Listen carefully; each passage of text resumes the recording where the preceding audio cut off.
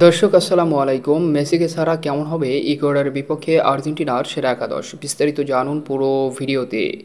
26 বিশ্বকাপ বাছাই পর্বের সর্বশেষ রাউন্ডের ম্যাচে ইকুয়েডরের বিপক্ষে মাঠে নামছে বর্তমান বিশ্ব চ্যাম্পিয়ন আর্জেন্টিনা, যেখানে আর্জেন্টিনার একাদশে থাকছে না আর্জেন্টাইন ক্যাপ্টেন লিওনেল মেসি। পাশাপাশি ফ্রাঙ্কো মাস্তান্তোনও শুরুর একাদশ থেকে বাদ পড়তে পারে এবং নতুনদেরকে বাজিয়ে নিতে পারেন আর্জেন্টাইন মাস্টার মাইন্ড লিওনেল স্কেলোনি। তো টিওয়াইসি স্পোর্টসের মতে কেমন হতে পারে আর্জেন্টিনার সেরা একাদশ ইকুয়েডরের বিপক্ষে ম্যাচে, যেখানে গোলবারে রেখেছেন সেই গোলবারের অতন্ত্র প্রহরী এমিলিয়ানো মার্টিনেজকে।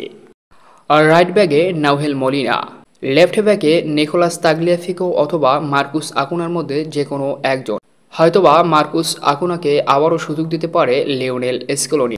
সেন্টার ব্যাকে রোমেরোর পরিবর্তে লেয়ান্দ্রো বালের্দি আর নিকোলাস ওতামেন্ডি অভিজ্ঞ হিসেবে থাকবেন সেন্টার ব্যাক পজিশনে। মিডফিল্ডে রদ্রিগো ডি পল, লিয়ান্দ্রো প্যারাদেস এবং ম্যাক অ্যালিস্টার ফিরবে শুরুর একাদশে।